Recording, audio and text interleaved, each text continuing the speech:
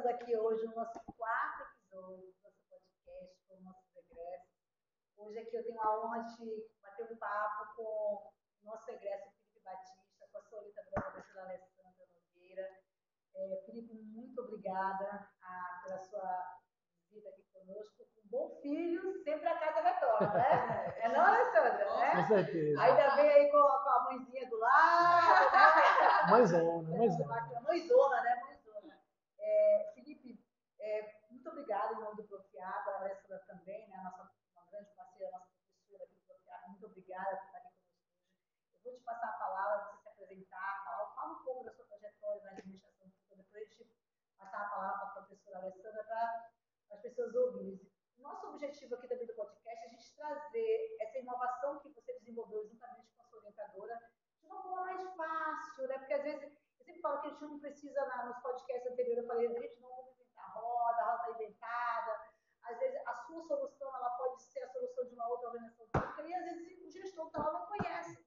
Então a gente vai aqui apresentar isso. A palavra é sua, se apresente, conte quem é Felipe pra gente aí. Obrigado, professora. É um prazer estar aqui com vocês hoje. Felipe é uma pessoa que se formou em Direito, né, na Universidade de Tiradentes, passou no concurso público para o Tribunal de Justiça de Sergipe, atuo lá há 15 anos, assessorei por muitos anos e nos últimos 8 atuei, né, como diretor de planejamento do tribunal. E foi no meio desse contexto que apareceu essa oportunidade de me profissionalizar e melhorar no meu trabalho, através justamente, né, do mestrado profissional. Eu entendi que atendia a proposta daquilo que eu estava buscando. Não era apenas um foco acadêmico, mas, de fato, algo que pudesse trazer uma melhoria para a minha instituição, né, como profissional. Nesse contexto, eu procurei o Profiab, né, consegui entrar na turma de mestrado e estou aqui hoje, né, após minha dissertação em produto técnico. Até porque o tema dele, se falar no começo, quem sabe ao vivo, né, é sobre gestão de risco das grandes contratações públicas, né? Sim. Professora Alessandra, se apresente aí pra gente, né? A professora Alessandra é nossa parceira, aqui, professora aqui do Profiap. Como docente, né, aqui da universidade, o Profiap me trouxe um pouco pelo mesmo olhar que trouxe o Felipe. Essa possibilidade da gente devolver à sociedade, né, algo que está lá no mercado, que tem necessidade, no caso da gestão pública, então. Né? E aí o Profiap ele traz essa possibilidade dessa devolutiva e, claro, a gente não se distanciando da ciência, a gente não se distanciando da pesquisa, mas a gente vai e pega a pesquisa e aplica ela para o que a sociedade precisa, para a demanda que a sociedade tem. Então, e aí o tema de Felipe, né? A gente estava saindo da pandemia. Ah, é verdade, pela pandemia. Né? Cara, eu te conheci depois, uns 2 anos depois, não foi aqui pessoalmente? Foi. Mas parecia que eu não conhecia Felipe. Felipe. Então, aí eu falei, meu Deus, é Felipe. Pode colocar o rosto da professora de fato. Casou tudo, né? Verdade, o tema dele é essa possibilidade, que é algo que assim, deixou a gente. E deu um estímulo para a gente produzir o que a gente conseguiu, o que ele conseguiu produzir. Legal. No nosso podcast anterior, nós entrevistamos aqui o Lúcio, como CDS do Ministério Público Federal, e nós falamos no podcast dele sobre contratações públicas estratégicas, né? Compras públicas estratégicas. E hoje casou com um de vocês, né, que vocês falam sobre gestão de risco nas grandes contratações públicas.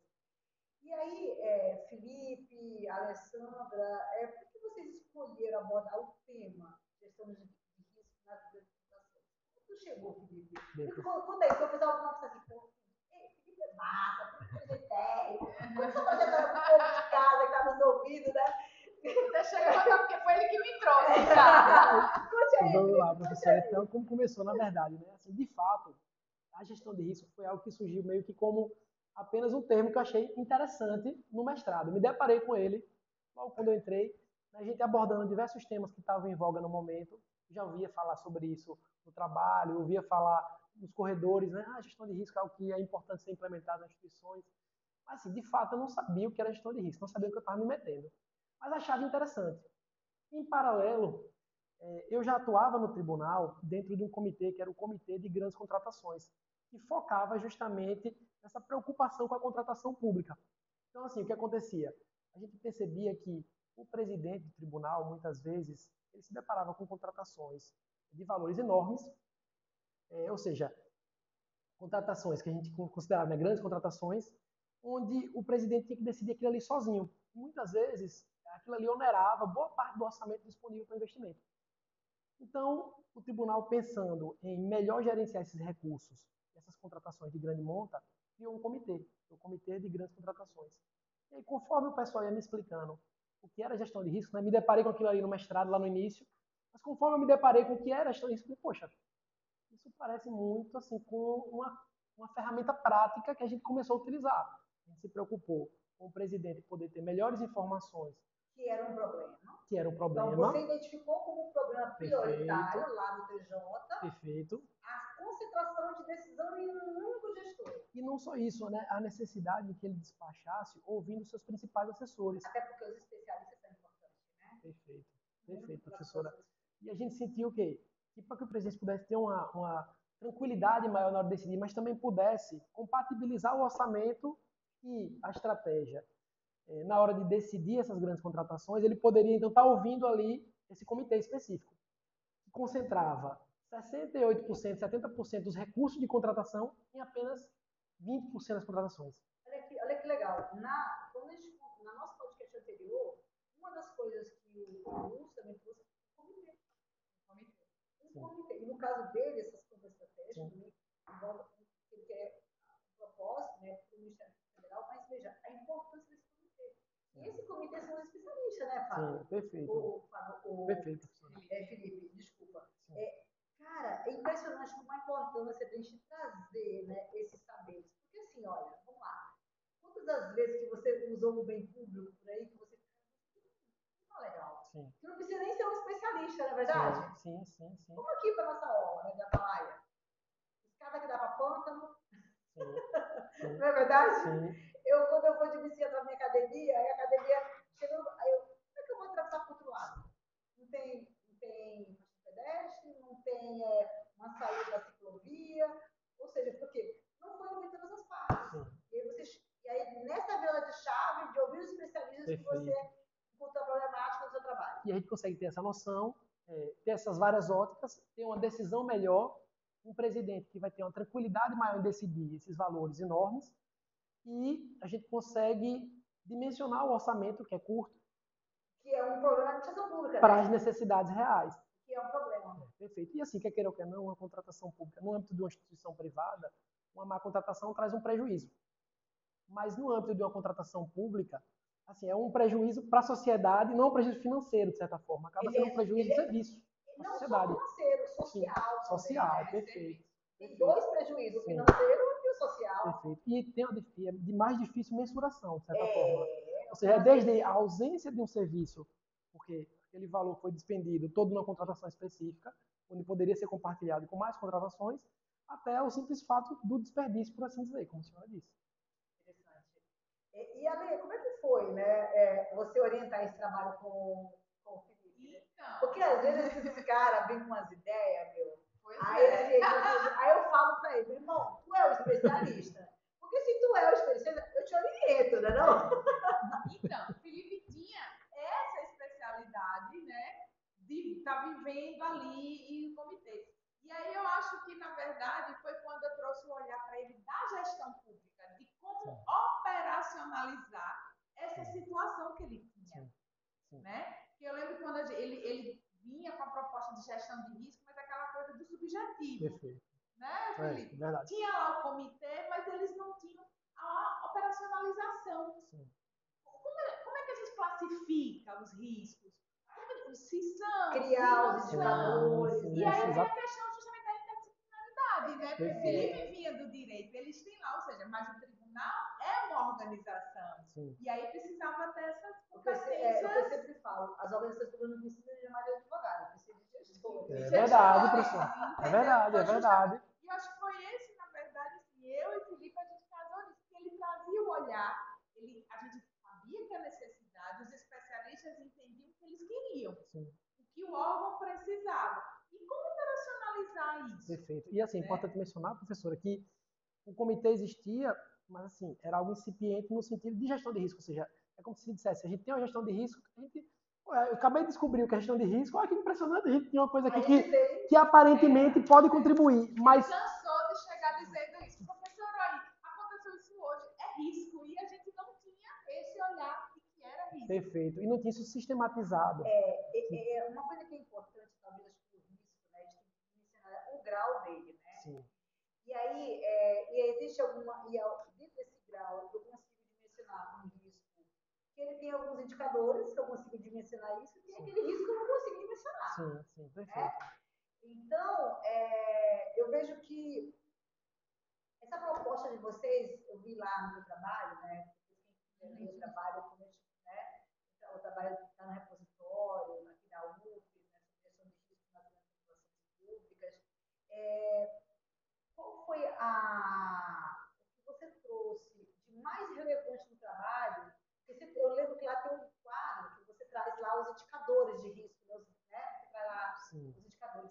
Dentro desses indicadores, qual foi o maior trabalho que você teve para desenvolver ele, para dimensionar esse risco? Porque uma coisa é eu pegar, calcular um risco financeiro, mas não é só o financeiro, existe uma série de fatores, social, financeiro, até emocional também tem, da própria tribunal.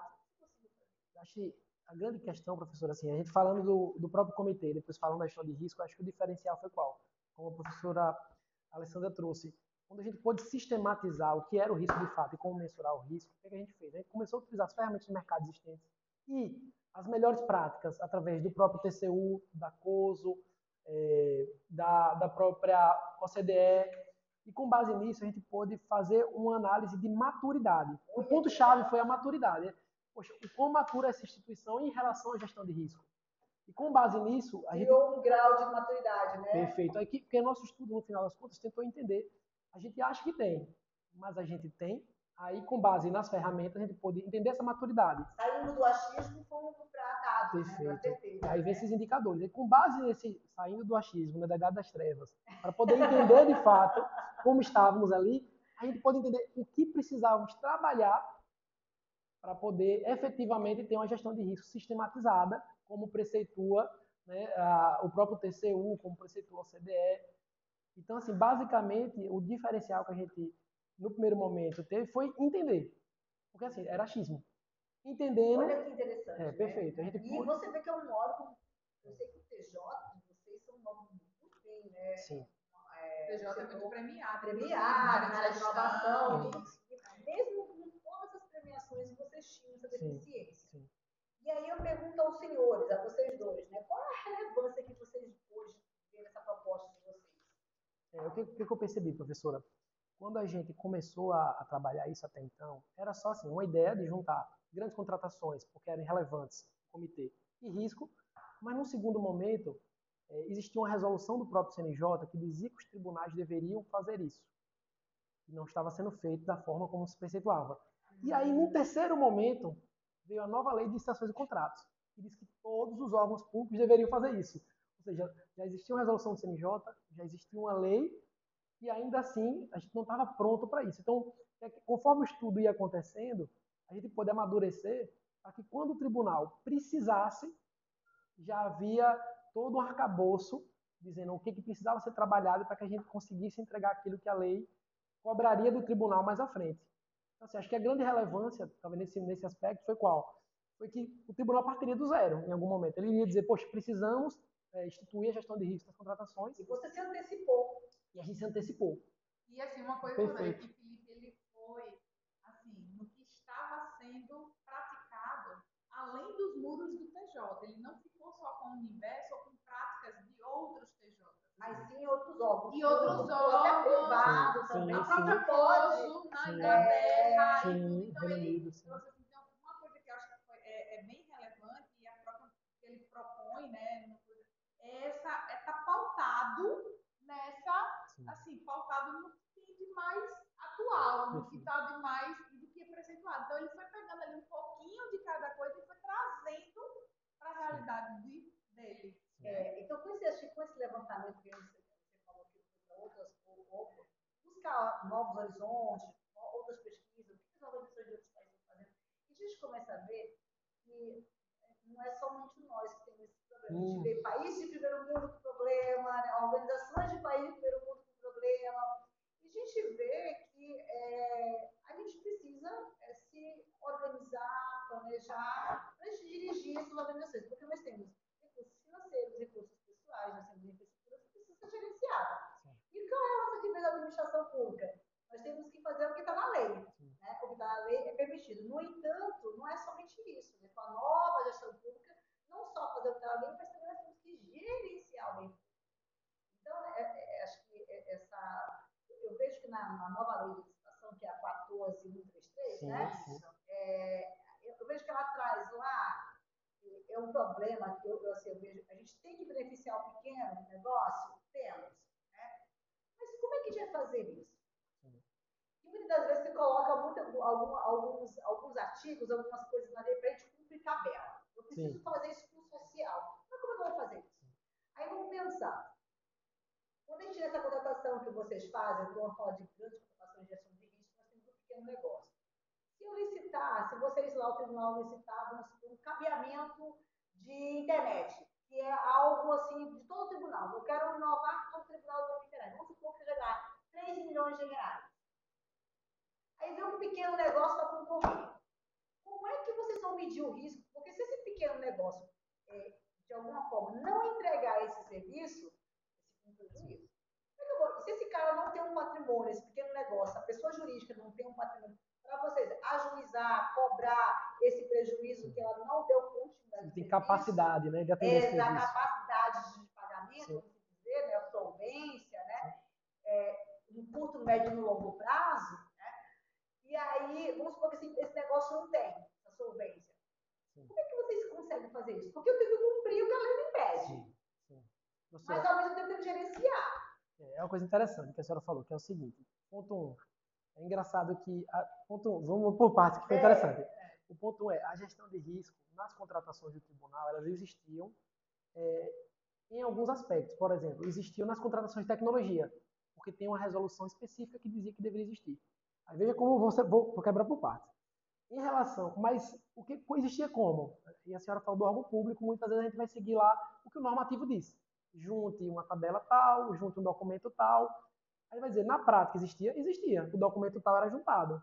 Mas aí quando a gente parte para a entrevista lá no âmbito da nossa pesquisa, o pessoal falava, não, a gente junta pro forma.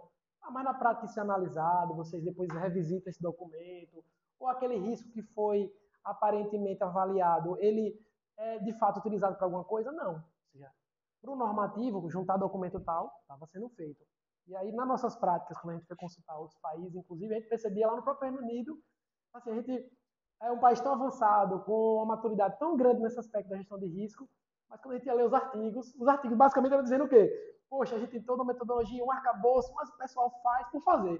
Ou seja, aí, sinal vermelho ou amarelo, né? A gente olhou e falou, poxa, então faz o que está na lei. Não importa a gente só colocar junto um documento tal e você fez a gestão de risco. Tem que ter uma usabilidade prática e quem está usando aquilo ali tem que efetivamente ver um benefício nisso. Aí vem agora para a prática. Mas quando a gente pegava e falava com o pessoal mostrava para a gente o quê? Poxa, isso que a senhora falou, a gente vai contratar uma empresa que por acaso a gente sabe que não tem capacidade de prestar aquele serviço, um aventureiro que apareceu na licitação, isso é um risco. Aí na prática o que as pessoas faziam? Estudavam quando isso poderia acontecer e tentavam de alguma forma mitigar esse risco para que empresas dessa forma não comparecessem porque prejudicariam lá na frente, porque não conseguiriam atender aquela contratação. Então, estudavam para fazer um bom planejamento da contratação. Aí você vai dizer, Felipe, mas calma aí. Na prática, o documento que existia ali de nada servia porque era juntado pro forma.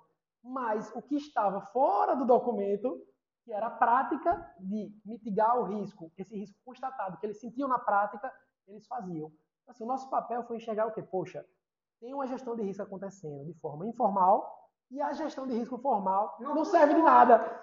Então, como a gente formalizar essa informal? Como é que a gente junta para que a coisa funcione e o gestor entenda e fale, poxa, realmente eu faço isso, mas como eu sistematizo isso? Porque a verdade é, A fazia, mas B não fazia. Ou seja, você tinha uma falta de metodologia para a gestão do risco, que era o problema. O ponto-chave era essa, falta de metodologia, porque no final, o que é gestão de risco? Se você não sabe o que é, na sua cabeça, é juntar o documento. Na cabeça do outro, é me preocupar com aquilo que pode acontecer. Exatamente. E ninguém tem um procedimento, Então, não está padronizado, de fato. E aí, acho que o pulo do gato foi quando a gente utilizou a metodologia do TCU para poder entender a maturidade, a gente pode identificar claramente. Mas a gente identifica os riscos, mas o que é identificar os riscos?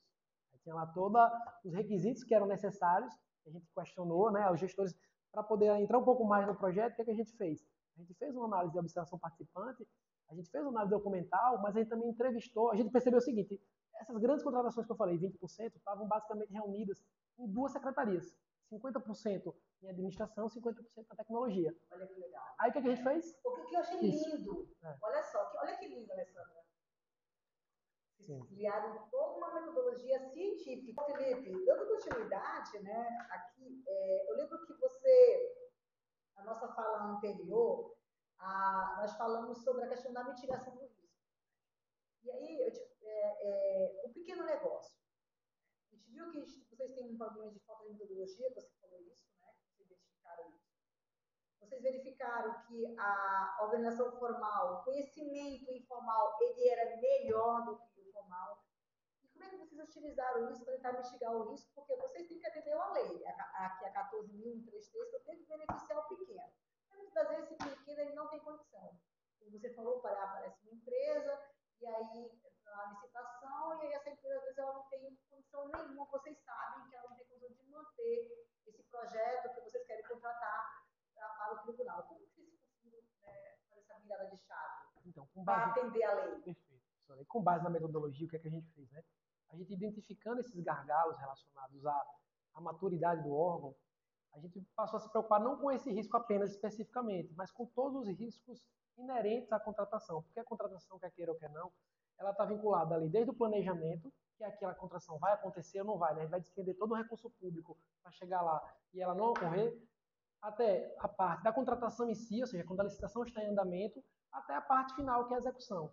Então, na verdade, a metodologia buscou entender em todos esses níveis como estávamos em relação à maturidade do órgão para trabalhar uma metodologia que garantisse que não só esse risco, como os demais riscos inerentes à contratação pública, pudesse ser trabalhado de uma forma mais sistemática, de modo a que esse conhecimento informal que existia pudesse fazer parte do processo e beneficiar o gestor dali em diante. Então, assim, nosso maior desafio foi esse. Mas, de fato, o que a gente tentou enxergar foi, em cada ponto desses, qual era a nossa maturidade, se existia formalmente ou se existia informalmente, o que funcionava e o que não funcionava, para poder traçar um caminho para que a instituição pudesse construir, de fato, esse método. E a gente também entendeu o seguinte, conversando com a professora, a gente percebeu que não fazia sentido a gente propor um método que a gente achava melhor, porque, de certa forma, o nosso objetivo era que a instituição aderisse ao método. E, por exemplo, a partir do momento que a lei existe, propõe um método, está lá o documento juntado no processo, mas aquele documento, de fato, não faz nada, é um método imposto. Exatamente. Diferente de quando a gente percebe, quando o pessoal entendeu a relevância daquilo ali e, de forma informal, estava já mapeando e documentando aquilo ali para si, porque sabia que aquilo funcionava. Então, construir junto, que foi a nossa proposta, seria algo mais efetivo, porque eles estariam ali participando e poderiam, no segundo momento, entender por que aquele gerenciamento de risco existia, como a senhora disse no começo. Às vezes, por conta da terminologia, pode parecer algo muito distante. E o que a gente queria não era isso. Era que as pessoas participando entendessem, poxa, o que é o gerenciamento de risco? É toda aquela sua precaução, todo aquele seu conhecimento agregado sendo aplicado de uma forma, no método, de modo que todos poderiam se beneficiar, todos poderiam entender, e a cada contratação o tribunal ficasse um pouco melhor, contratasse um pouco melhor, em decorrência de todas aquelas lições aprendidas. E aí, uma coisa que eu queria destacar é que você estava vendo, assim, como os olhos dele brilhavam, às vezes, quando ele via de uma entrevista para outra, que ele dizia, professora, a COSO diz, a gente já faz, mas não estava registrado. O TCU já falava, a gente já fazia, mas não estava documentado, não estava formalizado, né? E aí foi, assim, eu acho que foi quando ele começou e ele teve o cuidado de devolver isso para as pessoas. Olha que legal. Sabe? Você sabia que isso já é assim? Então, assim, aí acho que foi quando ele teve, como ele disse, essa construção conjunta. Que as pessoas começaram a perceber que aquilo ia, digamos, auxiliar e ia ajudar eles no próprio processo. Até porque essa construção conjunta, eu sempre falo que ela é muito benéfica. Porque nós, né, digo assim, quem está lá no estratégico, o cara que está lá, ele não consegue estar está em todos os cantos de uma instituição. Né? Então, essa construção de forma cooperada entre os e outra, entre especialistas, porque não adianta, sabe? Sabe qual é o nosso que eu falo? Nós estamos trabalhando em administração pública. É que a gente quer se meter no que a gente não sabe. Não é verdade? É verdade. Aí eu falei, meu, tem um cara ali que sabe. Eu não preciso saber aquilo, mas eu preciso, né, contactar quem sabe. Sim. Né? Então, eu pergunto a vocês dois, né, quais foram os principais achados desse diagnóstico que vocês fizeram durante o desenvolvimento desse trabalho? Eu percebi que essa questão que vocês perceberam que tem muita coisa que era informal, que vocês faziam, eu entendo isso como muito importante, mas além desse informal que vocês trouxeram para o formal, o que mais que vocês encontraram de importante? A gente percebeu, por exemplo, que a instituição, quando a gente falava gestão de risco, primeiro, cada um explicava de uma forma diferente, ou seja, todos tinham uma concepção diferente do que era gestão de risco, ao mesmo tempo todos tinham a convergência e ao mesmo tempo todos entendiam que era importante. Ou seja, poxa, a gente precisa disso. E quando a gente passava os conceitos, né, para poder passar adiante nas entrevistas, todo mundo falava, poxa, era isso e eu não sabia, ao mesmo tempo como isso é importante, como a gente faz para ter isso aqui na nossa instituição. Então, assim, eu acho que um ponto-chave foi quando todo mundo conseguiu entrar na mesma página, todo mundo entendia como é relevante, ponto 1. Ponto 2, como todos tinham essa concepção diferente, mas no final todos trabalhavam para o mesmo propósito, então, assim, faltava só esse alinhamento de concepção, de fato.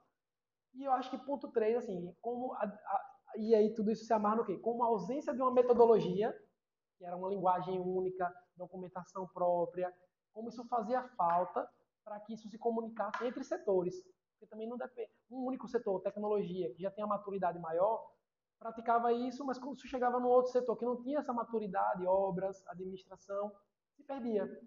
Então, assim, tinha que ter uma. Não se comunicavam as informações por conta disso. E não se reaproveitavam por conta disso.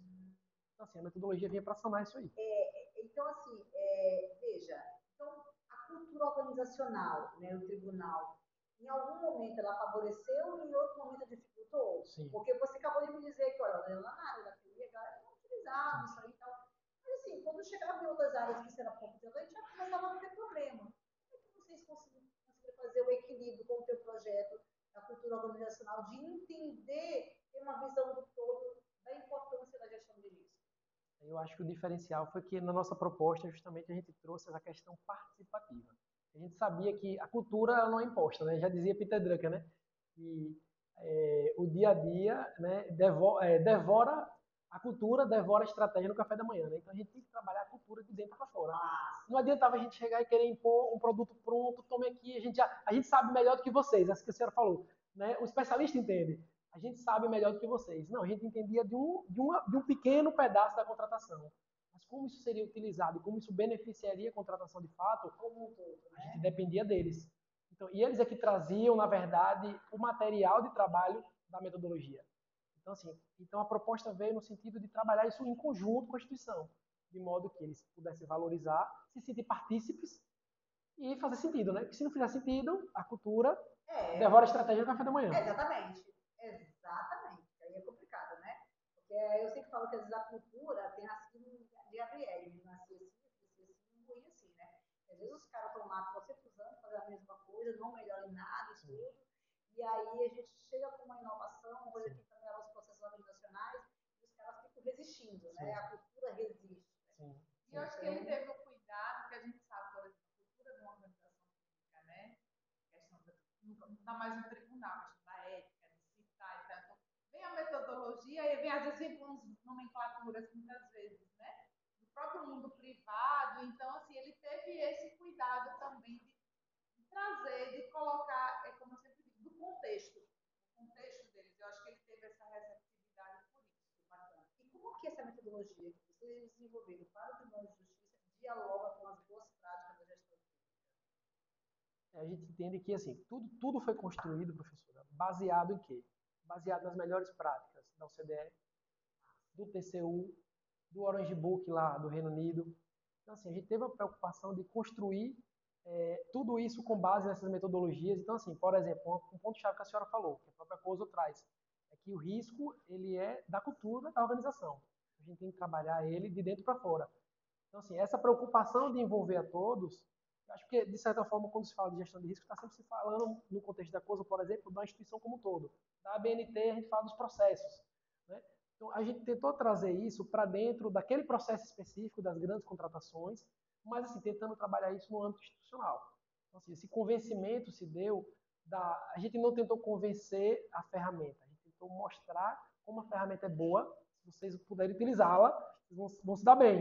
Então, assim, a gente tentou vender isso de uma forma positiva. Acho que a grande boa prática, talvez, que a gente pode perceber foi que, independente da melhor metodologia, dos melhores artefatos, da melhor matriz de risco, se ninguém usa, não vale de nada. Então, assim, eu acho que o grande diferencial da boa prática que a gente pôde ter o pulo do gato foi é melhor a gente ter um pouco bem utilizado. Bem feito. Bem que feito. melhor o feijão com arroz bem temperado, não é não? É o famoso ditado, né? Perfeito. E aí eu acho que ele foi, como a gente disse, talvez cirúrgico, quando ele traz como um objeto para mostrar isso, as grandes contratações. Sim, perfeito. Porque é onde estava o maior volume perfeito. financeiro. Então ele dizia, poxa, aqui, se eu fizer isso, eu vou conseguir ter esse controle, as outras contratações, elas vão. Perfeito. E aí entra o que a professora falou aqui, que foi o seguinte, a gente vai para a lei, todas as contratações. A gente vai, ou as grandes, de grande vulto, no caso da lei, vai para a resolução CNJ, todas as contratações. Mas calma aí. Quais são as mais relevantes? Não é que não se pode ter em todas. Mas você quer abraçar o mundo, você não abraça nada. Exatamente. Mas, porque se eu vou me desfinjar numa contratação disso aqui... De 10 mil reais, de 50 mil reais. Agora, quando você tem contratações, às vezes... Milhões. 20% das contratações que representam 80% dos recursos. Por que não só se concentrar? Se a gente fizer essas bem, o resto vem de... Né, é consequência. Essa foi a preocupação. Eu vi no trabalho de vocês que o plano de ação tem 10 passos. Como vocês fazem, são um resuminho, né? Os principais, né, que estão nos ouvindo, para eles entenderem um pouquinho. Sim, assim, de uma forma muito simples, foi utilizar, primeiramente, a metodologia. Tudo aquilo que foi levantado, na verdade, é que a gente percebeu. O órgão não tinha uma metodologia. Então, com base nisso, é que a gente tentou colocar no nosso plano. Ponto 1, poder utilizar todos esses achados para poder estabelecer uma metodologia, publicar a sua metodologia dentro do órgão. Isso através do quê? E aí é que entra isso que a senhora falou, de construir de dentro para fora. A nossa proposta, nosso produto técnico, foi que fosse criado um comitê interno que pudesse, junto com as principais áreas que a gente identificou, utilizar todos esses achados para poder construir de fato essa metodologia e testar essa metodologia, normatizar essa metodologia, ou seja, uma construção a todo momento junto do órgão, para que no segundo momento ela fosse efetivamente utilizada, testada na prática e aí sim apresentado seus resultados. Assim, acho que o diferencial foi que o produto técnico tentou prever aquilo que era necessário, mas tentou entregar isso para a instituição para que ela pudesse construir e ajustar de acordo com sua necessidade e aí efetivamente passar a utilizar. Assim, basicamente o produto técnico partiu dessa premissa. Legal. Legal. E veja, aqui o Profiap, eu falo sempre, o programa profissional, ele é até um pouco mais difícil do acadêmico, porque você tem que partir de uma ciência para trazer uma solução de inovação e vocês têm que entregar essa solução, essa inovação, para o órgão que vocês estão aí falando para a gente o plano que vocês fazem, que é feito de certa forma no final, né? E aí, Felipe, o que aconteceu no Tribunal de Justiça do ponto de vista de gestão com a entrega desse produto técnico? Professor, ele veio num momento interessante, emblemático, né? Porque eu falei que tinha uma resolução de 2020, aí depois veio a lei de 2021, CNJ? A resolução do CNJ, depois uma lei, a lei, a 14133. Que é a nova lei do Estado. Ou seja, a gente já meio que foi pegando todo esse momento que a gente não sabia que iria acontecer, e aí em seguida, em 2023, a gente entrega o produto técnico, mas que queira ou que não, ainda é uma coisa muito distante, o tribunal ia ter que implantar a lei, tinha essa necessidade de começar, já tinha algo pronto da gestão de risco ali, com base nesse produto técnico, e aí vem uma inspeção do CNJ, no tribunal. E essa inspeção analisa, entre diversos pontos críticos, a necessidade de implementar a gestão de risco do tribunal. Então, assim, a gente protocolou nosso produto técnico, ele começou a tramitar, estava lá, né, em fase de análise e implementação, e em determinado momento, quando o CNJ veio, falou, poxa, precisa implementar isso aqui. O que é que existia sobre a matéria no tribunal? O produto técnico. E aí, quando a gente foi propor, inclusive, nosso produto técnico, né, até conversando com a professora, falou, Felipe, vamos propor, assim, a gente tem que trabalhar no possível. Então, o que a gente pensou? Vamos propor um comitê, um grupo, porque assim, a gente não vai... Qual era o ideal? O ideal era ter uma unidade no tribunal para fazer isso.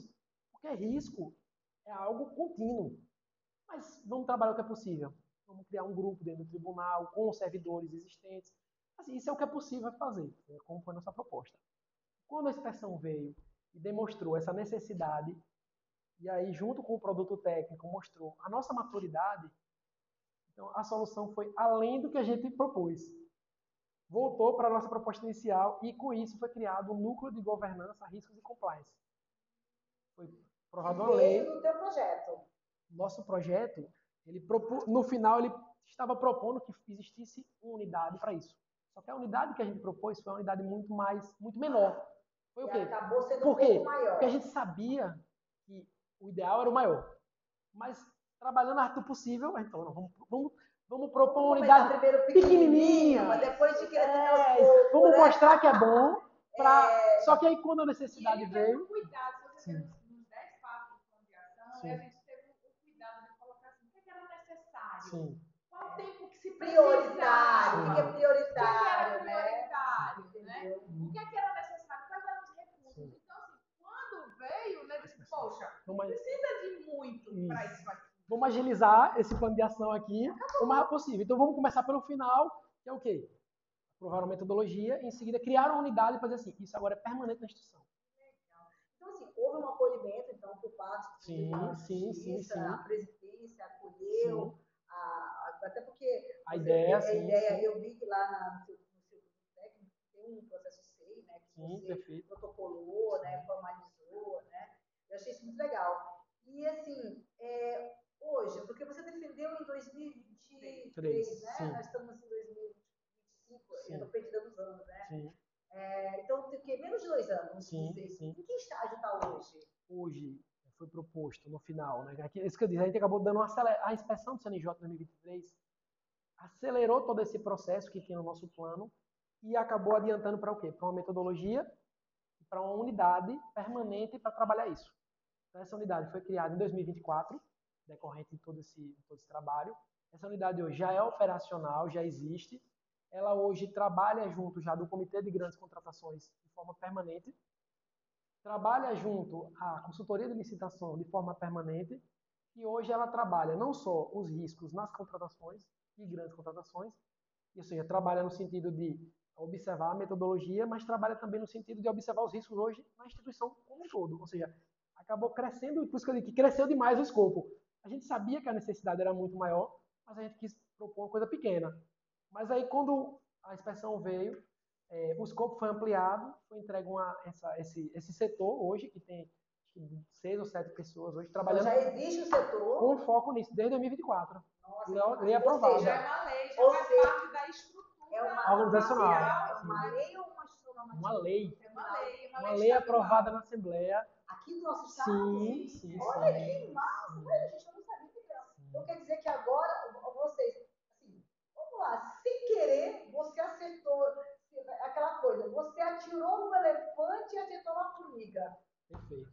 Não, foi isso. Porque assim, na verdade, porque veja, vocês já essa proposta, viram a necessidade de tudo isso e tal, mas você não sabia da grandiosidade que isso... A gente não sabia que as demandas iam aparecendo, tornando esse projeto cada vez maior e mais necessário. E aí, quando a gente entregou pensando assim, poxa, pode ser que sim, pode ser que não. Assim, a gente constatou tudo isso aqui e a nossa perspectiva era o quê? Quando a senhora falou de uma instituição normativa, a gente propôs o quê? Uma portaria para formar um grupo de trabalho, que esse grupo de trabalho vai fazer isso. É assim que começa, né? Perfeito. Incipiente. E aí, quando a presidência constatou essa necessidade através do CNJ, o CNJ cobrou isso, uma resposta. E se percebeu que assim, aquilo ali era muito maior do que o tribunal tinha naquele momento, se propôs o quê? Por que não pegar aquele, em vez de formar um grupo, vamos criar então uma unidade logo? Então, com base naquele estudo proposto, porque é muita coisa que tem que ser feita. Esse grupo não vai dar conta, a gente sabia que o grupo ia dar conta do início, do primeiro passo, que é o que a gente estava propondo. A unidade era algo permanente, né, com pessoas que só iriam focar nisso diariamente, especialistas nisso. Então, assim, com base nisso, a presidência acolheu no sentido de, não, vamos dar o passo final. Então, vamos criar aquilo, a estrutura ideal, que é o quê? Um núcleo de governança, risco e compliance. Criou-se um cargo, criou-se uma estrutura dentro da organização, uma lei. Até porque a lei de compliance, acho que depois do Espírito Santo, aqui foi o segundo estado do Brasil que obriga hoje a questão do compliance, né? Eu confesso que eu não sei, professora. Porque é o programa de integridade. Sim. Eu acho que hoje qualquer empresa que for trocar algum serviço público com alguma organização pública, ela tem que ter um programa de integridade. Sim. Ela tem que ter. O estado, nosso estado, ele foi o segundo. Olha que legal isso, né? Sim. É bacana. Eu pergunto a vocês, né? Porque vocês dois, como que vocês avaliam o potencial de replicação desse trabalho que vocês desenvolveram em outros tribunais ou em outros órgãos? Há forma de replicação disso? Eu acredito que sim. Total. Sim. No caso aqui, eu acho que tem a questão de ter vindo a inspeção. Sim. E aí eu acho que aí cabe, talvez agora, o próprio TJ meio que diz assim, olha, a inspeção veio, a gente já tinha esse filhote aqui, então ele já tá agora, ele não é mais filhote, ele já não é mais cresceu, filhote, né? entendeu? Ele já cresceu. E aí vem a questão, aí torna-se a questão das boas práticas. Outros tribunais implementar, outros órgãos também. A inspeção foi um catalisador do processo. Eu acho que juntou a tempestade perfeita. Existia o produto técnico, existiam todas essas demandas legais, mas ninguém estava cobrando. Aí veio a cobrança. E aí, a tempestade perfeita, veio a unidade. Já tinha lá a tudo pronto. Já tinha um guarda-chuva, né? Para se proteger da tempestade, né? Professor, e coisa assim, a decisão saiu em novembro, e em junho já tinha uma lei aprovada e uma estrutura nova. Por quê? Não foi do nada. Porque se aproveitou todo esse conhecimento e falou, a gente já sabe onde a gente tem que atacar para poder resolver esse problema. Hoje a gente vai passar por uma nova inspeção em maio, e a gente agora já tem a resposta para o CNJ. O que fizemos? Um novo setor. Isso é tão relevante, fizemos um setor para se preocupar com isso de tempo integral, de forma integral. Assim, essa foi a grande evolução. E por que é replicável? Porque o trabalho traz o método de analisar a maturidade, o método de enxergar os pontos fortes e fracos das contratações. Estabelece o que é uma grande contratação de uma forma muito clara e, no final das contas, estabelece os passos para se construir essa metodologia, se construir uma solução com base no conhecimento da instituição. Ou seja, não é só a questão, não erre onde a gente errou, aprenda com nossos erros, aprenda com nossos acertos e adapte para a sua realidade local. Ou seja, copiou, adotou. Perfeito. É isso, né? Porque até como ele propõe, na verdade, ele não está entregando, ó, tem que ser feito desse jeito. Não. Você tem que analisar, você tem que fazer assim. Como é que você está hoje? Então, tudo isso é possível. Vamos lá.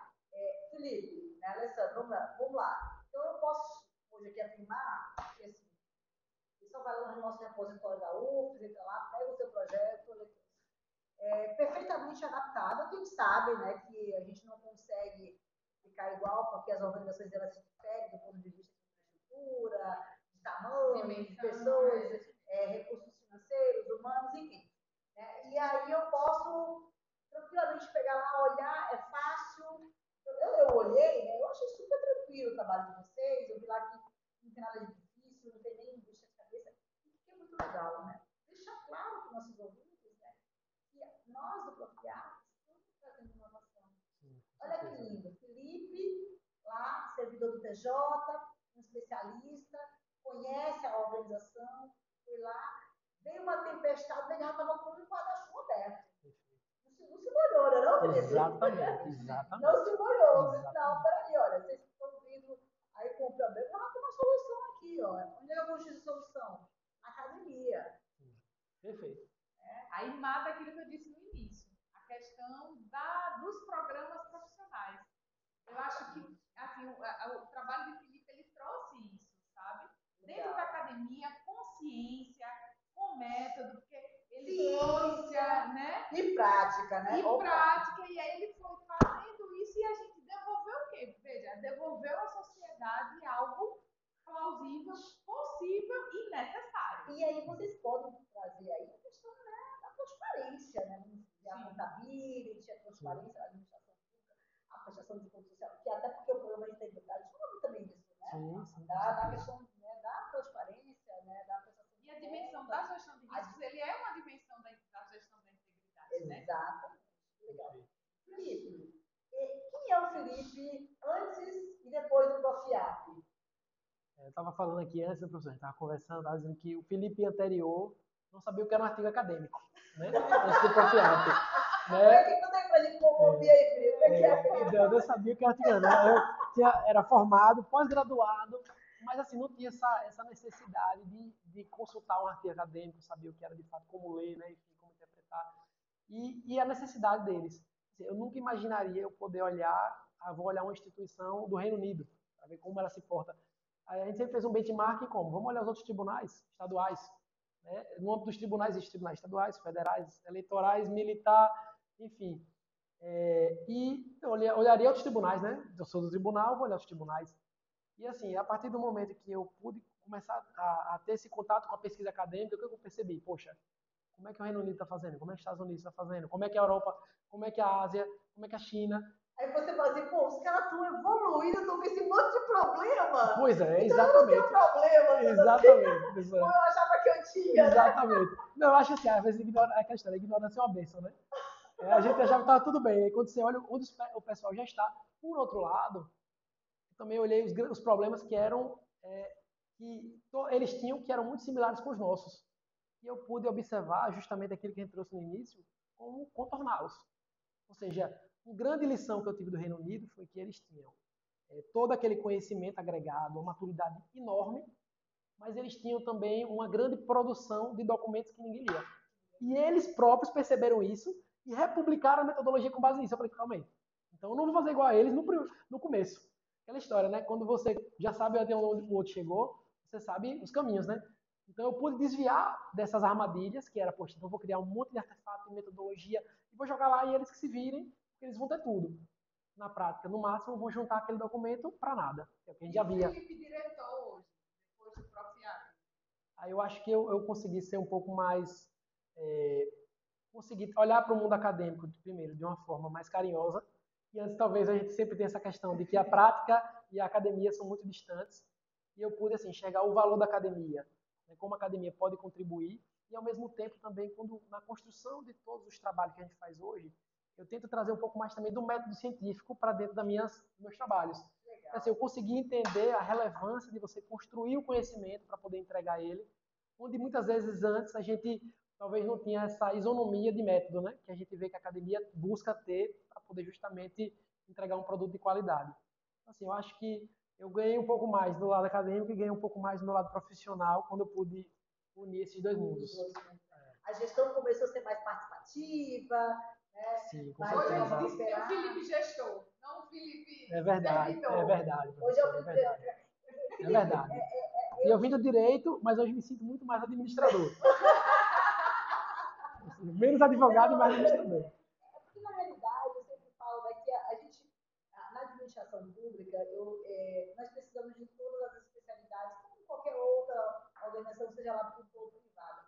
Mas nós precisamos trazer os especialistas de uma forma conjunta, né? Essas cabeças precisam pensar e esses pensamentos precisam se converger para que a gente traga a melhor solução, a melhor gestão. Falou, né? E quando ele viu lá e aqui, qual era o pensamento dele inicial?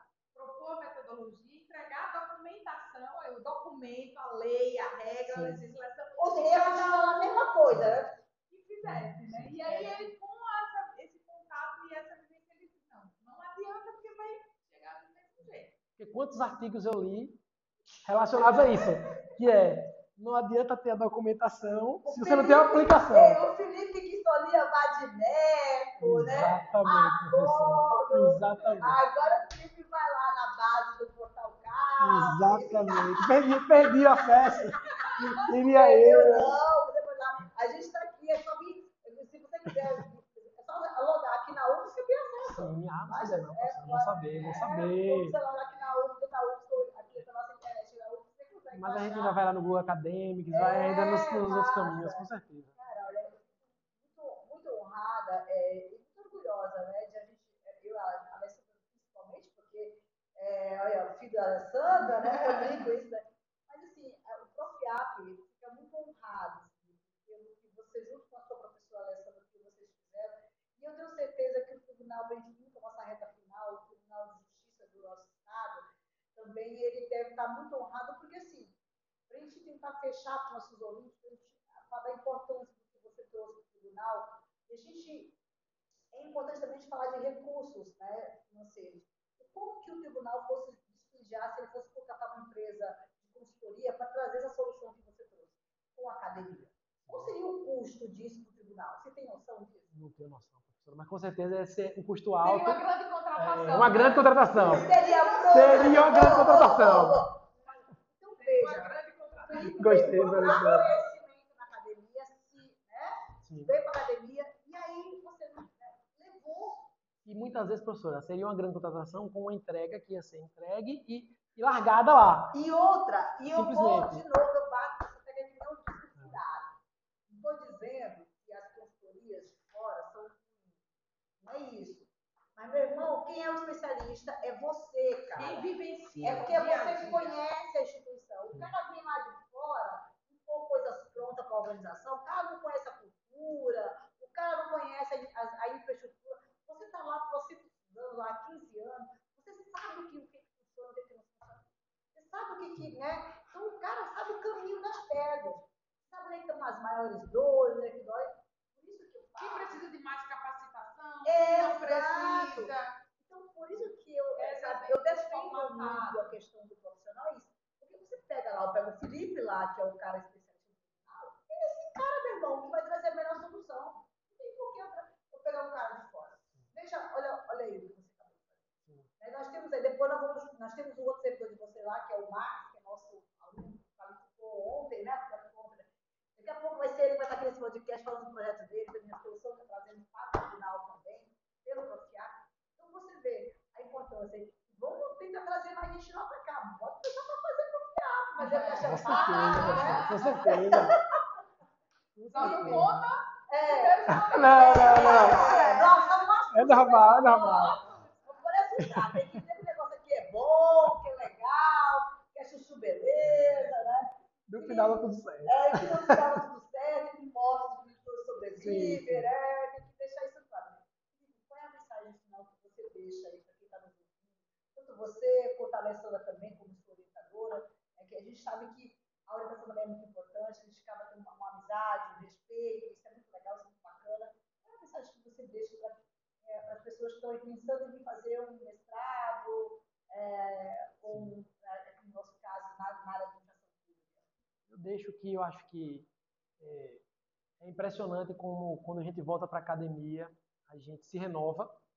Eu acho que muitas vezes a gente fica ali no seu dia a dia e muitas vezes achando que tudo aquilo que a gente está fazendo não pode ser melhorado. Quando você tem um choque de conhecimento na academia, não só no sentido de conhecer outras pessoas, conhecer outras metodologias, mas conhecer esses outros mundos, nesse caso específico da administração, não tem como você voltar a trabalhar da mesma forma. Então, assim, Que legal. eu entendo que o grande diferencial que eu pude sentir foi esse. Tipo, eu nunca mais fui o mesmo. Acredito para melhor, né, professor? Então, a inovação, ela veio não só para o órgão que você trabalha, como você como gestor. Sim. Um amigo meu diz assim, que o produto do mestrado é o mestre. Então, assim, eu entendo que o mestre não é o título em si. Acho que o mestre é essa forma diferente de pensar. Assim, e aí, a partir desse momento, eu não consigo voltar mais para a forma anterior. Olha que delícia, né? Aí foi orgulhosa, né? Orgulhosa. Tem muito isso, eu acho que tem a vontade, né, do próprio aluno, né, de querer. Felipe ele foi muito receptivo, mas ao mesmo tempo ele foi muito humilde. Dizer, professora, não é meu mundo. E eu preciso, né, mergulhar nisso e a gente eu acho que não só dele, sabe, Alessandra? Quando a galera chega no primeiro semestre, é muito cru, é uma confusão. Ele chora no ombro da Alessandra, chora no meu ombro. Eu fico molhada, professora, não vou conseguir, não sei o quê. Aí, no final, essas coisas assim, lindas, maravilhosas. O cara tá dando solução, né? O Tribunal de Justiça aí é quase um ano um ano já de implementação. Né? Então, assim, veja, depois, vamos deixar gravado para não esquecer. Depois a gente grava, eu não vou estar assinando, viu? Sim. Nós vamos marcar com o Chibigra aqui quando o negócio estiver mais maduro ainda. Com certeza, vamos fazer como é que está, né, o grau de maturidade desse produto técnico lá no tribunal. Vamos marcar depois um. Com certeza, professor. Se ela me permitir mais uma palavrinha, que eu acho que vontade, eu tenho que falar aqui da minha orientadora, que foi o diferencial. Mas não fala, bicho. Ela que assim, comigo ia te pegar lá fora. Não, e tá certo. Porque sem ela, não sairia. Porque assim, a gente sai do mundo abstrato e assim, quem pode trazer para a realidade, uma boa orientação, traz a gente para a realidade, Assim, porque a gente fica, o que é que eu vou entregar aqui? Pelo amor de Deus. E acho que uma boa orientação vai te trazendo, vai lhe conduzindo, assim, é uma condução conjunta. E aí, se eu pudesse dizer que, né, diante dessa situação que eu falei da importância da academia, e se eu fosse um paralelo aqui com a caverna de Platão, né, onde quando a gente sai para a luz, né, o olho arde, a orientadora é o colírio. Ela botou o colírio, calma, vai dar certo, vai dar certo. Você sai desconhecido, ela tá ali com o colírio para te ajudar a ver melhor o caminho, que você não vê nada. E assim, acho que foi um grande diferencial. E sem a orientação da professora Alessandra, eu tenho certeza que o produto nem sequer existiria. Não vou nem dizer assim que seria pior ou melhor, nem existiria, porque ela foi o diferencial. E até o último dia, professora, assim, ela estava ali, pedindo para eu acrescentar. Eu falei, meu Deus, dá para melhorar mais isso aqui? Não é possível. E foi, graças a Deus. Mas a Alessandra, eu não sei o que ela tem, cara. Ela é a salvaguarda, aquele povo assim que está ali na escuridão. Ela vem com esse colírio. Ela botou a luz depois do colírio. Aí deu tudo certo no final. Eles que exigiam até o final melhorar, né? Ou seja, quando o CNJ chegou, ele percebeu que o que ele tinha. Já estava pronto. Foi perfeito. Foi cirúrgica. Alessandra, e você deixar seus hits finais aí. Olha, ele me falou que ia te pegar na porta bem se você não parasse. Mas é tanto que eu carreguei ele. Hoje ele já está indo para outros lugares. Mas é aquilo que eu disse. O aluno também ele tem a sua parcela, né? O orientador ele pode ser. Mas se o aluno não quiser e ele foi muito, como é que eu posso dizer? Autodidata também. Quando eu fazia Felipe, eu não sei se tem, mas a gente tem que pesquisar. Ele ia lá e disse, professor, encontrei em tal lugar. Cada um faz a sua parte, né? Cada um fazendo a sua parte. É o que é legal, o que é bacana. Porque aí eu fui dando esse olhar da administração, como ele diz, ela foi cirúrgica, porque aí eu trazia ele. Mas e na hora lá? Não vamos ver. Você está me trazendo o que a metodologia propõe, o que o TCU está exigindo. Como é que a gente vai operacionalizar isso dentro do TJ? Era sempre questionamentos que eu ia trazer. Então a gente teve muito essa. Exatamente, isso é muito bacana, isso é legal. Eu acho que eu fico muito feliz, né? E para ver essa grandiosidade, você com esse novo, você entrou de uma forma, saiu de outra, né? Ou seja, você, depois que você saiu lá da caverna, né? Saiu, perdeu o medo, né, do desconhecido, né? Então, para quem está nos ouvindo, veja, saio da caverna de Platão, não tenho medo do desconhecido, né? A gente está aqui. E assim, o que é legal é que quando vocês chegam aqui, bicho, é que vocês têm tanto, a gente tem tanto problema nas organizações, tem que resolver o problema de tudo, né?